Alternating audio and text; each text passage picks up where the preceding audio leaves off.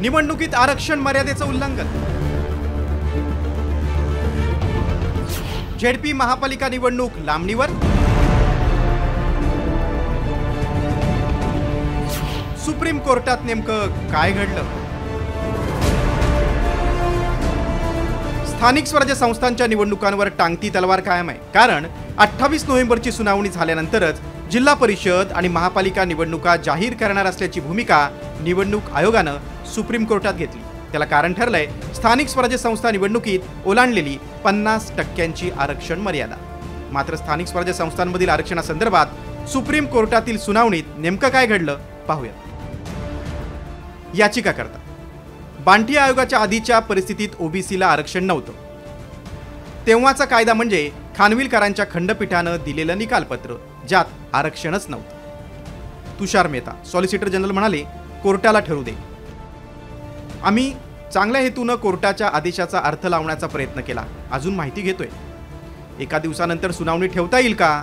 नगरपंचायत ZP मनपा निवडणुका आहेत। याचिकाकर्त्या इंदिरा जयसिंग, आधीच निवडणुका जाहीर आहेत, अर्ज भरून झालेत।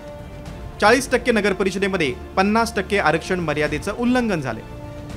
सरन्यायाधीश, आज आम्ही कुठलंही मत मांडत नाही। तुषार मेहता, निवडणुका कशा घ्यायच्या, ओबीसी आरक्षण प्रश्न कसा सोडवायचा याबाबत सविस्तर अहवाल सादर करायचा आहे, त्यामुळे शुक्रवारपर्यंत वेळ द्यावा। सरन्यायाधीश, किती ठिकाणी आरक्षणाचं उल्लंघन झाले? आयोग, 157 ठिकाणी आरक्षणाचं उल्लंघन झाले। सरन्यायाधीश, महाराष्ट्रातील 90% जास्त स्थानिक स्वराज्य संस्था सध्या प्रशासकांच्या ताब्यात आहेत। सरन्यायाधीश, आम्हाला निवडणुकांचा मार्ग मोकळा करायचा आहे। आयोग, आज तुम्ही निर्णय केलात तर त्यानुसार आम्हाला आरक्षण वर्गवारी करावी लागेल। सरन्यायाधीश, पुढील सुनावणी शुक्रवारी होईल। तर सुप्रीम कोर्टानं सुनावणी 28 नोव्हेंबरपर्यंत पुढे ढकलल्यानं नगर परिषद आणि नगरपंचायत निवडणुकीतील उमेदवारांना फटका बसत असल्याचा दावा याचिकाकर्ते विकास गवळींनी केलाय। तर ओबीसी आंदोलक मंगेश ससाणेंनी मात्र विकास गवळींचा दावा फेटाळून लावलाय। आज जी काही तारीख पडली, या तारखेचा सगळ्यात मोठा परिणाम जर कोणावर असेल तर तो राज्यामध्ये निवडणूक लढवणाऱ्या स्थानिक स्वराज्य संस्थांमध्ये ज्या काही लोकांची निवडणूक प्रक्रिया सुरू आहे, ज्यांनी अर्ज भरले, ज्यांचा प्रचार सुरू झालेला आहे, त्यांचा खऱ्या अर्थानं जीव टांगणी लागलेला आहे। एकंदरीत राज्य निवडणूक आयोग भूमिका घेते, राज्य सरकार काय भूमिका घेते आणि कोर्ट काय निर्णय देते, ह्याची सगळ्यात मोठी अडचण जर आजच्या घडीला कोणाला असेल तर ते निवडणूक लढवणाऱ्या आमच्या सदस्यांना आहे। आजची सुनावणी येत्या शुक्रवारी 28 तारखेला दुपारी 12 वाजता ठेवण्यात आलेली आहे। ज्या निवडणुकांचा कार्यक्रम जाहीर झालेला आहे त्या संदर्भामध्ये कोर्टाचा अशी मनस्थिती दिसली की जरी निवडणुका त्या झाल्या तरी पण final outcome of that petition म्हणजे याच्या अंतिम निकालाच्या अधीन राहून पण तो निर्णय होऊ शकतो।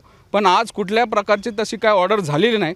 पण एकंदरीत कोर्टाची जो मानसिकता होती ती अशी होती की इलेक्शन आम्ही थांबवणार नाही। खरं तर 2021 मध्ये सुप्रीम कोर्टानं ट्रिपल टेस्टची पूर्तता न केल्यानं ओबीसी आरक्षणाला स्थगिती दिली होती। मात्र बांटी आयोगाच्या अहवालानंतर ओबीसींचं 27% आरक्षण कायम ठेवण्यात आलं होतं। मात्र आता 5 वर्षांपासून लांबलेल्या स्थानिक स्वराज्य संस्था निवडणुकीच्या तोंडावर हा वाद पुन्हा उफाळून आलाय। कोर्टानं आगामी निवडणुकांसाठी 50% मर्यादा पाळण्याचे आदेश दिले। एवढंच नाही तर 50% मर्यादेच्या आरक्षणाचा मुद्दा 7 सदस्यीय घटनापीठाकडे सोपवण्याचे संकेत दिले।